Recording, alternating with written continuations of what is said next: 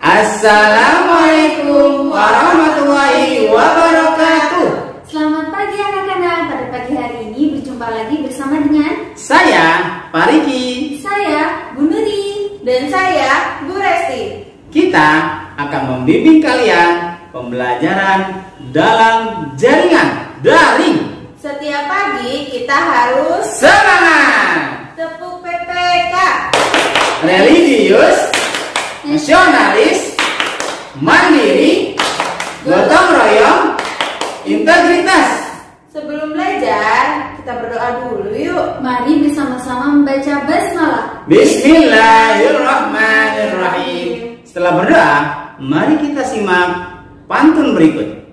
Bukit berbaris banyak batunya, di padang datar kita bertemu. Main game ada waktunya, kerjakan dahulu tugas dan PR-mu. Air tajin diminum kuda, barang bekal telah dibawa.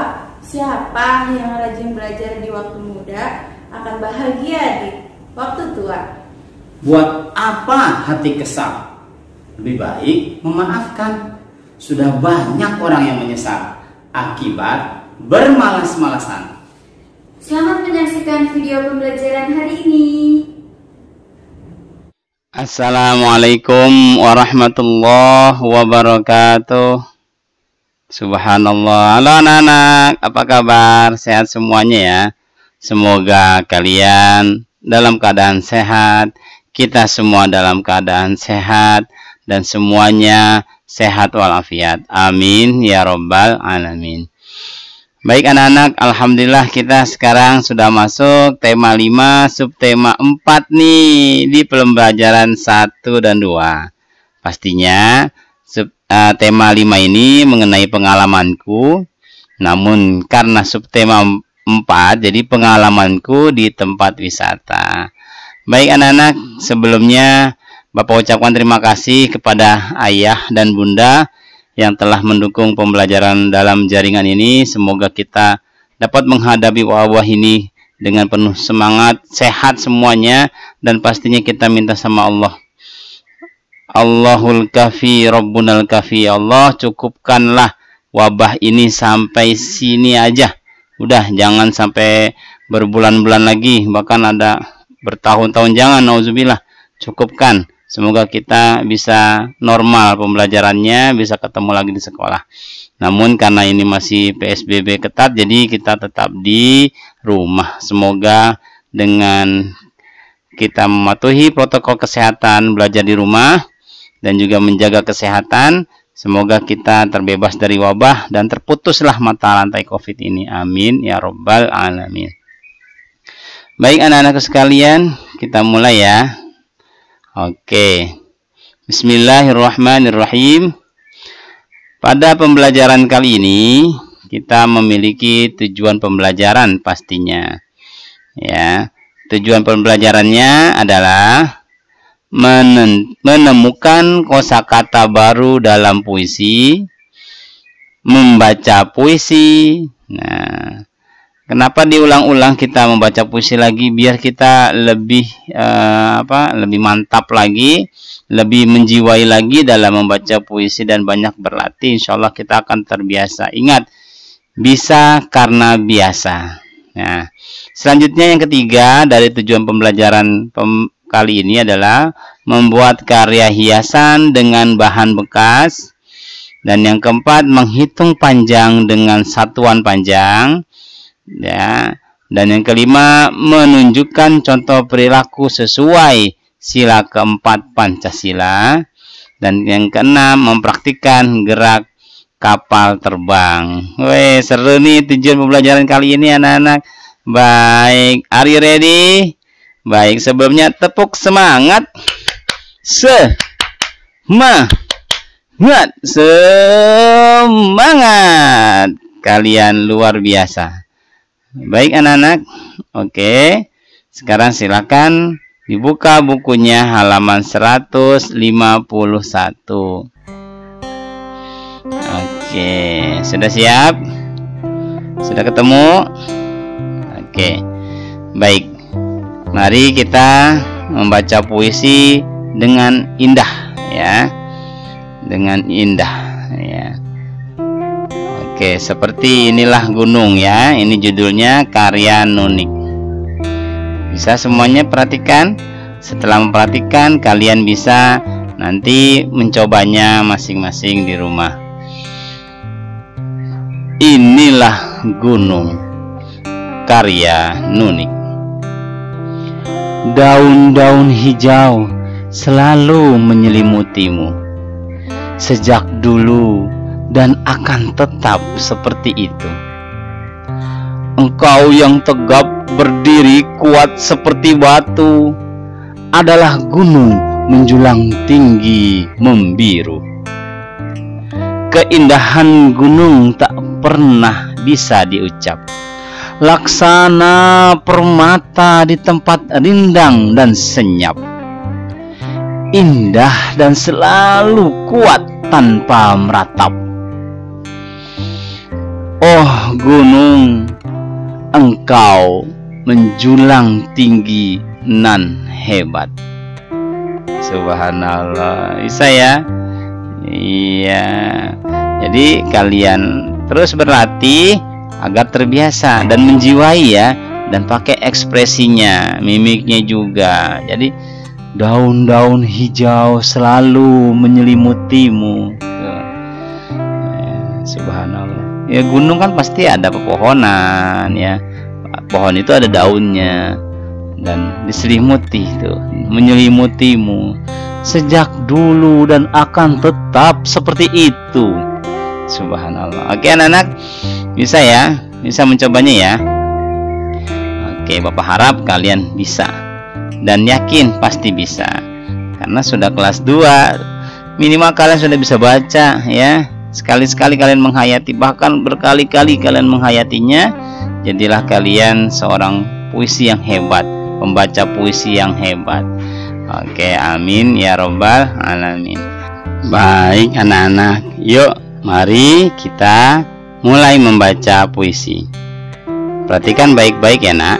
Semoga kalian dapat mengikutinya, mempraktekannya, bahkan bisa lebih baik dari Pak Riki. Siap ya? Bismillahirrahmanirrahim. Pesona Gunung Bromo, karya Imelda Oktama. Aku melihat kabut putih mengelilingimu, indah dan sungguh menggugah. Hawa dingin seakan membawa rasa dan khasmu, pesonamu Bromo. Puncak gunung penanjakan itu juga namamu. Hamparan lautan pasir luas sangat menakjubkan. Dari sini pula aku melihat sang surya hadir di setiap pagi. Gunung Bromo, engkau telah menyentuh begitu banyak hati untuk singgah atau sekedar menyapa. Memberikan sejuta pesonamu, keindahanmu. Tuh anak-anak ya, begitu ya cara membaca puisinya ya. Jadi dihayati, insya Allah kita dapat merasakan seakan-akan berada di Gunung Bromo ya. Ada kabut putih ya, dilihat, perhatikan ya. Indah sekali kan, subhanallah, berada di negeri di atas awan ya. Kalau kita naik ke atas Gunung Bromo, di puncaknya itu ada apa? Hamparan lautan pasir luas terlihat tuh ya. Bahkan melihat sang surya hadir. Sang surya itu apa? Matahari ya, hadir di setiap pagi. Gunung Bromo, engkau telah menyentuh banyak hati ya, untuk singgah atau sekedar menyapa. Subhanallah ya, ciptaan Allah ya. Wal jibala autada, sungguh Allah telah ciptakan gunung sebagai paku di antara paku di bumi ini. Kalau nggak ada gunung yang Allah ciptakan, bisa jadi bumi kita ini nggak kuat sampai sekarang. Tuh, bersyukur ya, subhanallah, Allah maha hebat. Allah telah menciptakan gunung, apalagi ini Gunung Bromo telah Allah ciptakan. untuk kita nikmati semuanya, ya. Baik anak-anakku sekalian yang dirahmati Allah Subhanahu wa taala. Nah, sekarang kita akan menulis nih, menemukan ya kosakata baru dalam puisi Pesona Gunung Bromo. Ya, kita cari. Nah, udah nih, udah Bapak bantu nih tadi nih ya. Ya. Kabut. Ya. Ada kan kata kabut tadi? Tuh. Aku melihat kabut putih mengelilingimu. Tuh, kabut apa ya, Pak? Kabut apa sih kabut? Nah, ini dah. Awan lembab atau uap air, ya. Terjadinya kabut itu dari kumpulan uap air dan dia menjadi awan lembab. Oke. Nah, habis itu hawa, kita temukan hawa. Mana hawa? Nih ya. Hawa dingin seakan membawa rasa dan khasmu, pesonamu Bromo. Subhanallah. Hawa itu apa sih? Ya. Hawa itu adalah keadaan udara. Ya. Ada juga hawa dingin ya, ada hawa panas. Tapi kalau kita pagi-pagi di atas gunung, hawa dingin seakan membawa rasa dan khasmu, pesonamu Bromo. Wah, dingin sekali teman-teman. Insya Allah ya, ada waktu, ada rezeki kita ke Gunung Bromo. Nah, lanjut. Hamparan. Pak, hamparan ketemu di mana katanya, Pak? Nih, hamparan. Hamparan lautan pasir luas. Hamparan. Ya, kita lihat. Hamparan. Apa arti dari kata hamparan? Nah, yuk kita sama-sama ya, dibantu ya. Simsalabim. Jadi apa? Prak. Baik anak-anak sekalian, hamparan. Ada yang tahu hamparan apa artinya? Silakan kita berdiskusi, boleh? Ada yang punya pendapat? Iya? Iya, tuh bentar tuh. Hai adik berjilbab putih. Pinter sekali. Siapa namanya tuh tadi yang jawab? Good job. Apa tadi? Sesuatu yang dihamparkan. Subhanallah. Sesuatu yang dihamparkan, ya. Karena ini kita dalam konteksnya adalah gunung, jadi hamparan apa? Lautan pasir yang dihamparkan, Allah hamparkan tuh, ya. Dihamparkan, digelar, berarti kelihatan banget itu gelaran lautan dan lautan pasir luas, ya. Nah, lanjut anak-anak. Pesona. Iya. Ada yang tahu? Oke, pesona. Iya, pinter banget itu. Subhanallah, kalian hebat banget anak-anak. Subhanallah. Hei abang berpeci hitam. Siapa nama itu tadi? Ya, oke. Pinter ya. Apa pesona tadi artinya? Daya tarik. Nah, daya tarik itu yang membuat orang tertarik. Jadi namanya pesona, ya. Nah, apa katanya di mana, Pak? Pesona tadi. Tuh nih. Dan khasmu, pesonamu Bromo. Daya tariknya tuh subhanallah. Lihat, perhatikan.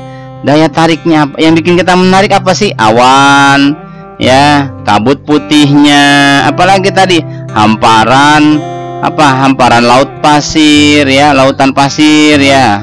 Apalagi nak, kita bisa ngeliat sang surya, matahari, ya, ketika dia terbit, dan bahkan pemandangannya indah sekali, dingin sekali, hawanya dingin, sedingin hatimu dan hati kita semuanya. Alhamdulillah. Baik, terima kasih anak-anak, tetap semangat. Ingat pesan ibu, memakai masker jika keluar rumah, cuci tangan dengan sabun, dan menjaga jarak. Dan biasakan perilaku hidup sehat dan bersih, ya. Makan sayur, makan buah, makan lauk pauk, gizi yang seimbang. Dan pastikan iman kita dong yang utamanya. Jaga iman, jaga imun, jaga aman. Allahu Akbar. Baik, terima kasih anak-anakku sekalian. Pembelajaran akan dilanjutkan oleh Bu Nuri dan Bu Resti. Silakan Bu Guru. Baik, bismillahirrahmanirrahim. Terima kasih Pak Riki atas penjelasan sebelumnya. Baik anak-anak, mari kita lanjutkan pelajaran selanjutnya ya nak. Silakan dibuka buku paket halaman 154. Nah, sekarang kita berlatih menulis puisi. Buatlah puisi tentang keindahan alam menggunakan kata-katamu sendiri. Nah, berhubung di sini contohnya gambarnya adalah pantai, ya keindahan alam itu kan banyak. Nah, ada gunung, ya, ada sawah. Nah, di sini gambarnya pantai. Bu Nuri akan coba menulis puisi tentang pantai. Oke, misalkan pantai.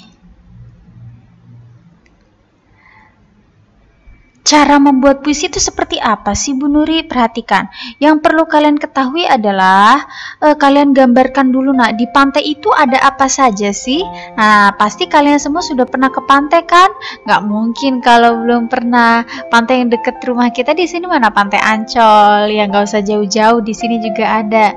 Nah, lihat nak, di pantai itu ada apa saja sih? Misalkan pantai di mana pasir banyak dan bersih. Nah, ada pasirnya kan, dan pantainya ini berdasarkan gambarnya bersih pula, ya kan? Harusnya memang pantai itu bersih. Tempat orang berlibur dan bersantai. Nah, sudah pasti ya, orang yang ke pantai itu pasti sedang berlibur kebanyakan ya, atau menghirup udara sejenak, melihat keindahan pantai. Kemudian apalagi? Indonesia. Nah, tuliskan Indonesia mempunyai banyak pantai. Sudah pasti, karena negara Indonesia pun memiliki beribu-ribu pulau. Sudah pasti memiliki beribu pantai pula. Nah, ini baru bait pertama ya nak ya. Kita buat bait yang kedua. Tapi sayang, banyak yang tidak merawat. Alangkah indahnya kalau pantai tak ada sampah yang berserakan. Tuh, sering kita temui di pantai-pantai yang tadinya bersih, tapi begitu kita ingin bermain pasir atau sedang melewati, itu ada banyak sampah, terutama sampah plastik ya. Itu orang yang tidak bertanggung jawab, nah, tidak membuang sampah sembarangan, ya kan? Makanya membuat pantai itu menjadi kotor dan banyak sampah yang berserakan. Nah, ini contohnya saya ya. Mau bikin lagi satu bait lagi? Oke, boleh. Pantainya lebih nyaman. Wisatawan banyak yang mengunjungi. Kalau pantainya bersih, ya kan? Kalau pantainya tidak ada sampah, justru banyak wisatawan itu banyak yang mengunjungi dari berbagai daerah, ya kan? Kemudian apabila ada pohon bakau, pastinya pantai lebih aman dari tsunami. Nah, perhatikan. Makanya kalau ada di pesisir pantai ini ya nak ya, itu tuh ada beberapa pohon kelapa. Kemudian kalaupun misalkan ada di sekitar pantai ini ada pohon bakau, itu lebih aman terhindar dari tsunami. Karena apa? Air bisa menyerap ke dalam tanaman tersebut, ke dalam pohon tersebut. Nah, makanya kalau ketika kita sedang berada di tempat umum, terutama di tempat alam ya, tidak hanya di pantai saja, di gunung itu jangan membiasakan untuk menebang pohon ya, menebang pohon secara liar, seenaknya. Nah, itu menyebabkan banyak musibah. Kalau di pantai bisa menyebabkan tsunami, kemudian kalau gunung longsor, ya. Nah, seperti itu. Oke, baik. Nanti kalian akan coba berlatih menulis puisi juga, ya. Dengan kata-kata kalian sendiri. Bisa ya, Nak, ya? Nanti dibantu oleh ayah bunda, boleh. Selanjutnya, halaman 155. Membuat karya hiasan dari barang bekas. Nah, coba perhatikan. Berikut ini adalah langkah-langkah membuat kalung dari bahan koran bekas. Alatnya ada sedotan, ada koran bekas, kemudian ada gunting, dan ada lem. Yang terakhir ada tali sepatu. Cara membuatnya bagaimana? Yang pertama, potonglah sedotan sepanjang 1 cm. Kalian ukur nih pakai penggaris 1 cm. Kemudian potonglah koran membentuk segitiga sama besar. Kemudian potongan segitiga tersebut digulung dan dilem. Nah, roncelah potongan sedotan dan gulungan kertas koran tersebut. Masukkan ujung tali sepatu ke lubang sedotan. Ini seperti membuat mudah sekali ya, Nak, ya. Membuat kalung dari barang bekas. Barang bekas di sini apa? Koran, ya. Nggak perlu harus membeli koran yang baru. Kalian memakai koran yang bekas bisa, sedotan dari yang bekas juga bisa, ya. Karena ini bahan plastik tidak mudah untuk terurai sampahnya. Nah, ini bisa kita gunakan untuk membuat kerajinan, ya. Nanti jadinya itu seperti meronce. Nah, nanti ada gambarnya ditampilkan, ya. Selanjutnya, menyelesaikan masalah terkait satuan panjang. Nah, diperhatikan, Nak. Ukuran botol bekas itu berbeda-beda. Botol ada yang tinggi, botol ada juga yang pendek. Nah, perhatikan. Tinggi botol bekas pertama ini 20 cm. Tinggi botol bekas kedua 15 cm. Lebih pendek, ya. Berapakah tinggi kedua botol tersebut? Perhatikan di sini. Ya, angkanya ini sudah sama-sama sentimeter. Berarti kalian tidak harus merubah, ya. Tinggal dijumlahkan. Kenapa dijumlah, Bu? Ya, karena pertanyaannya berapakah tinggi kedua? Nah, berarti harus dijumlahkan botol yang pertama dengan botol yang kedua. Kalau pertanyaannya berapa selisih, baru dikurangi. Karena di sini pertanyaannya berapakah tinggi kedua botol, berarti harus dijumlahkan. Mudah sekali, tinggal kita jumlahkan 26 cm ditambah 15 cm, hasilnya adalah 41 cm. Nah, coba kita latihan nih, ayo mencoba. Perhatikan, ini ada di halaman 156 dan 157. Pertanyaan pertama, panjang buku Almira adalah 25 cm, panjang buku Sanza adalah 25 cm. Berapa panjang buku kedua anak tersebut? Ini ditambah atau dikurangi? Ditambah, karena pertanyaannya berapa panjang buku kedua anak. Nah, anak yang pertama, anak yang kedua, berarti harus ditambahkan. Sekarang pertanyaan yang kedua, apakah harus diubah satuan panjangnya? Tidak, karena sudah sama-sama sentimeter. Tinggal kita jumlahkan, mudah sekali. 25 tambah 25, hasilnya adalah berapa? 50 cm. Mudah, ya. Lagi, contoh yang kedua. Tinggi botol air minum Rangga 22 cm. Tinggi botol minum Tamim 17 cm. Berapakah tinggi botol air minum tersebut, ya? Nah, ini juga dijumlahkan, mudah sekali. Apakah harus diubah satuan panjangnya? Tidak, karena sudah sama-sama sentimeter. Tinggal kita jumlahkan 22 ditambah 17 cm. Berapakah hasilnya 22 ditambah 17? 39 cm.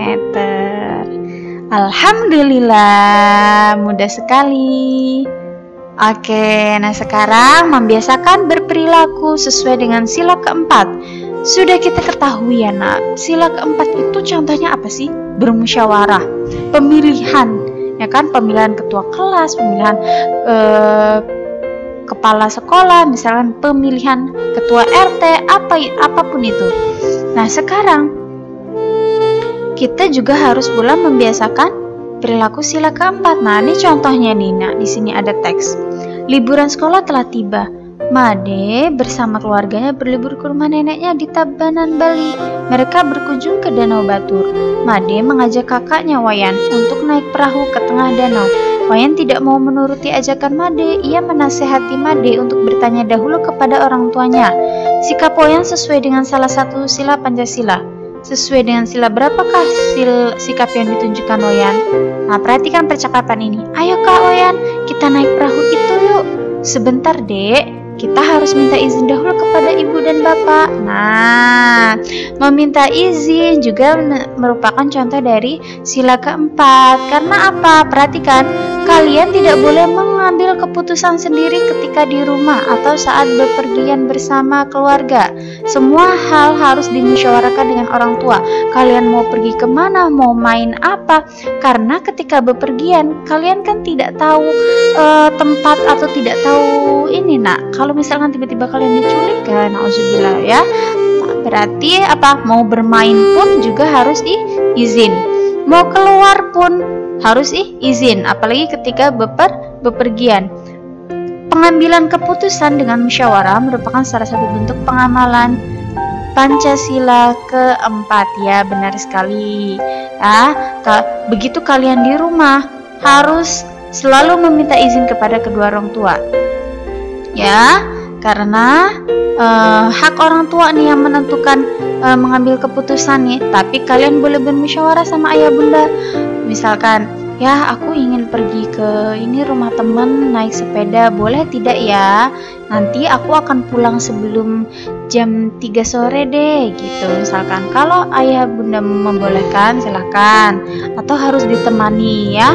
Yang penting harus selalu izin dahulu ya, karena keputusan berada di orang tua. Nah, kalau di kelas keputusan ada di bapak ibu guru ya. Tetap melakukan hal apapun itu harus dengan meminta izin. Oke, alhamdulillah sampai di sini yang bisa Bu Nuri sampaikan. Selanjutnya akan dijelaskan oleh Bu Resti. Silakan Bu Resti. Assalamualaikum warahmatullahi wabarakatuh. Terima kasih Bu Nuri atas penjelasannya. Baik anak-anak, dibuka dulu buku paketnya halaman 160. Nah, ayo nak, Bu Resti tungguin dibuka buku paketnya agar sama nih penjelasan dengan yang sedang kamu perhatikan itu biar sejalan atau sama. Sudah? Oke, di halaman 160 ini ada ayo mencari tahu. Nah, di sini ada teks bacaannya nak ya, tentang pengamalan sila keempat atau sikap perilaku yang harus kita tanamkan dalam kehidupan sehari-hari ya. Jadi belajar tematik itu tidak hanya belajar saja, tetapi juga harus dipraktikkan dalam kehidupan sehari-hari kita ya nak ya, agar sesuai nih apa yang kita pelajari sesuai dengan perilaku dalam kehidupan sehari-hari di masyarakat maupun di keluarga. Baik nak, di sini kita akan membahas sila keempat ya, sila keempat Pancasila. Bu Resti yakin semuanya pasti masih hafal. Ya, bunyi sila keempat adalah kerakyatan yang dipimpin oleh hikmat kebijaksanaan dalam permusyawaratan perwakilan. Nah, sila keempat ini dilambangkan dengan kepala banteng. Di bagian kanan atas perisai berlatar merah. Nah, jadi kepala banteng ini latarnya adalah berwarna merah. Maknanya apa Bu Resti? Nah, ini maknanya adalah manusia Indonesia sebagai warga negara dan warga masyarakat Indonesia yang mempunyai kedudukan, hak dan kewajiban yang sama. Nah, kita semua itu adalah warga negara Indonesia yang mempunyai kedudukan, hak dan kewajiban yang sama nak, ya. Tetapi dalam menggunakan hak-hak kita harus menyadari dulu nak kepentingan harus memperhatikan dan mengutamakan kepentingan negara dan kepentingan masyarakat ya. Jadi kita tidak egois ya nak ya. Dalam masyarakat kita harus harus musyawarah dulu, jangan egois, maunya pendapatnya didengar sendiri ya. Dan harus mengutamakan kepentingan negara. Nah ini nih. Selanjutnya, nah masih di halaman 160. Nah di sini ada gambar ya nak ya, gambar sedang bermusyawarah. Nih perhatikan gambarnya. Nah, perilaku yang sesuai dengan sila keempat Pancasila adalah sebagai berikut. Yang pertama, tidak memaksakan kehendak kepada orang lain. Nah, kamu jangan memaksakan kehendak gitu ya. Setiap orang mempunyai kedudukan, hak dan kewajiban yang sama, maka pada dasarnya tidak boleh ada suatu kehendak satu pihak yang dipaksakan kepada pihak lain. Ya, jadi kamu di pengamalan sila keempat jangan memaksa-maksa pendapat, memaksa-maksa orang harus setuju dengan pendapat kamu ya nak ya. Tuh. Lalu yang kedua, melakukan musyawarah untuk mengambil keputusan. Nah, sebelum diambil keputusan yang menyangkut kepentingan bersama, terlebih dahulu diadakan musyawarah. Iya nak, jangan asal mengambil keputusan ya. Setiap mengambil keputusan harus diadakan musyawarah agar tercapainya mufakat ya. Lalu yang ketiga, keputusan yang diambil berdasarkan mufakat. Musyawarah untuk mencapai mufakat ini diliputi oleh semangat kekeluargaan yang merupakan ciri khas bangsa Indonesia. Iya, pada saat musyawarah harus dengan kepala dingin nak ya. Kepala dingin itu apa sih Bu Resti? Kepala dingin itu dengan pikiran yang jernih, dengan semangat kekeluargaan yang harus adem ya nak ya, harus rukun, tidak boleh gontok-gontokan atau saling marah-marah, tidak boleh seperti itu. Semuanya harus dilakukan dengan kekeluargaan atau baik agar apa? Agar tercapainya ini nih, mufakat ya, agar tercapainya mufakat. Paham? Oke, selanjutnya dibuka buku paket halaman 161 dan 162. Di sini ada membaca puisi ya. Puisinya itu berjudul Desaku yang Tercinta, karya Bimo Saktik. Nah, di sini puisi Desaku yang Tercinta terdiri atas 4 bait ya. Bait pertama, kedua, ketiga, dan keempat.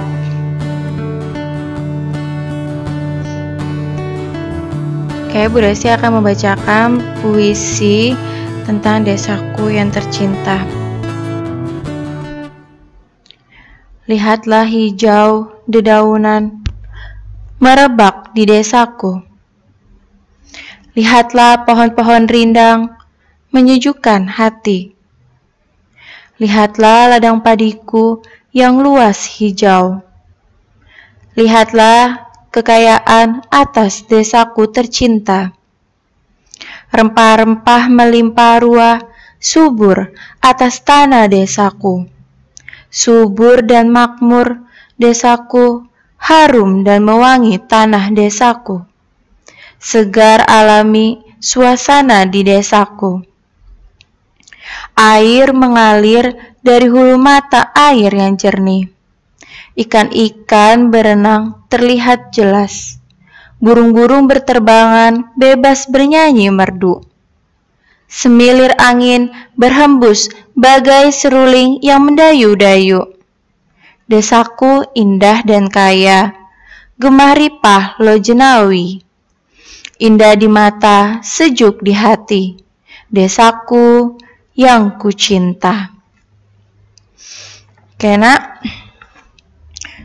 setelah kamu baca puisi ini tentang desaku yang kucinta, maka seperti biasa nak, kamu garisi atau kamu tandai kata-kata yang sekiranya sulit menurut kamu atau kamu baru pertama kali dengar, dicatat. Sudah. Jika sudah, kamu tulis di dalam tabel di halaman 163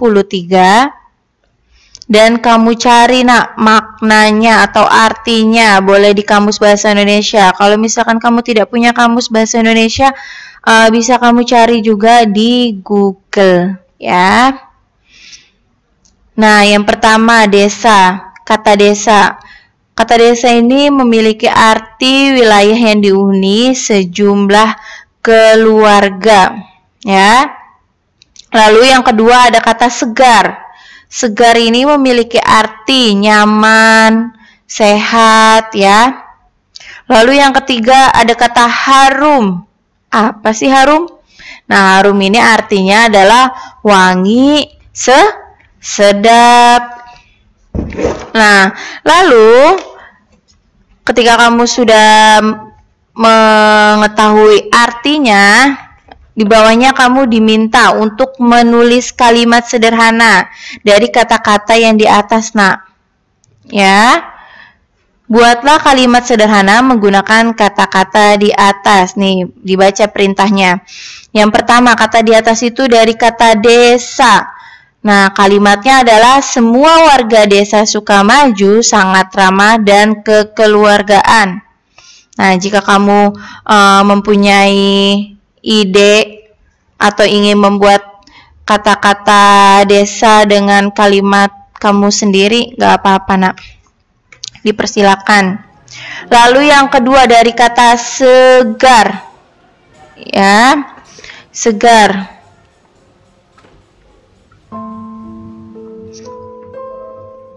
Segar, kira-kira kalimatnya, maaf. Udara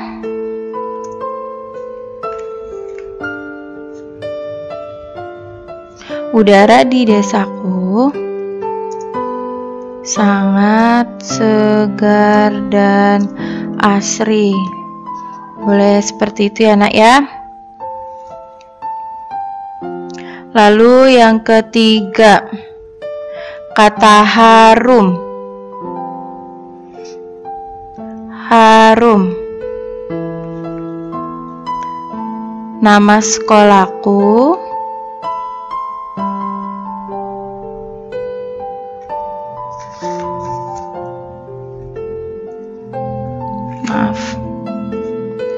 nama sekolahku menjadi harum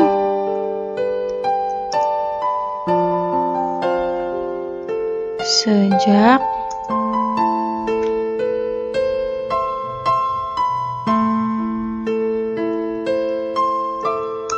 teman sekelasku menjadi pemenang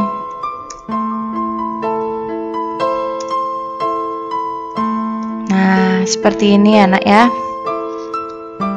Kamu buat kalimat dengan kata yang sesuai dengan yang di atas nih ya. Yang di atas ini kan kata segar, maka kalimatnya udara di desaku sangat segar dan asri. Lanjut yang ketiga ada kata harum.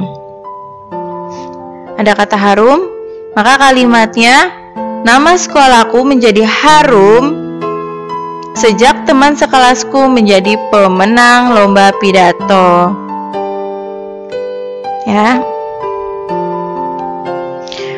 Oke, selanjutnya dibuka buku paket halaman 164 dan 165.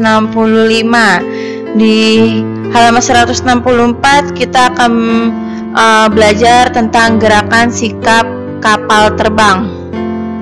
Nah, sikap kapal terbang ya nak ya. Tentunya kamu bisa perhatikan terlebih dahulu nih. Ada apa gambar. Nah, ini adalah gerakan atau sikap kapal terbang ya nak ya. Badan kita menunduk, tangan direntangkan, kaki diangkat satu. Nah, ini seperti kita meniru kapal terbang. Oke. Sebelumnya Bu Resi akan membacakan teksnya.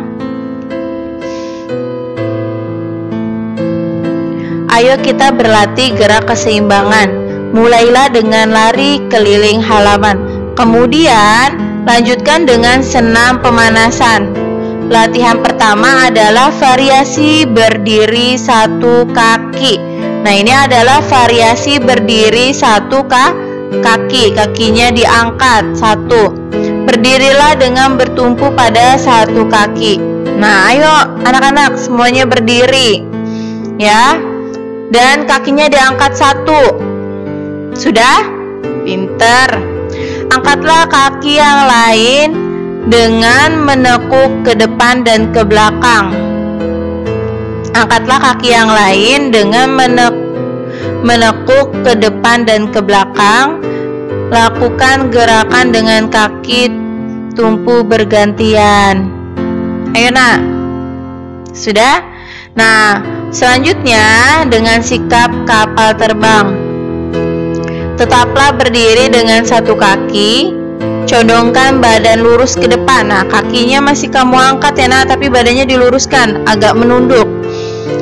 Kaki yang lain diangkat lurus ke belakang. Kedua lengan direntangkan ke samping. Nah, direntangkan seperti kapal terbang.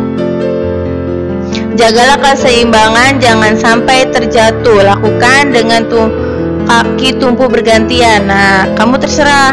Mau yang kanan dulu diangkat boleh, atau yang kiri dulu diangkat juga boleh. Nanti bergantian ya nak ya kakinya. Sudah ditirukan? Gimana? Kira-kira bisa tidak? Bisa ya. Nah, ini adalah gerakan kapal terbang. Diingat-ingat ya nak ya gambarnya.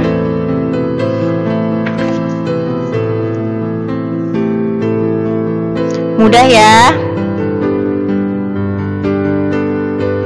Oke, baik nak. Cukup sampai di sini penjelasan yang dapat Bu Resi sampaikan. Semoga kamu dapat mengerti dan memahami dengan mudah apa yang sudah dijelaskan oleh Pak Riki, Bu Nuri, dan juga Bu Resti ya.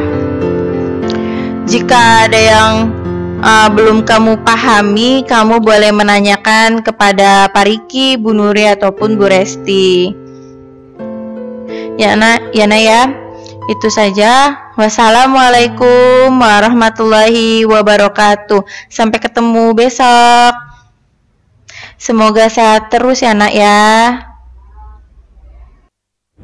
Bagaimana pembelajaran hari ini? Semoga kalian bisa memahaminya ya. Amin. Semoga kalian sehat terus ya. Amin. Ingat pesan ibu 3M. Yang pertama adalah memakai masker.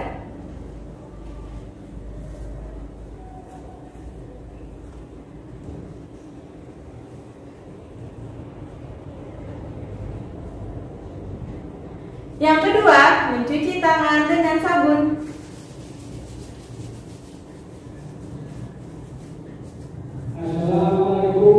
Yang ketiga, menjaga jarak. Mari kita akhiri pembelajaran hari ini dengan mengucapkan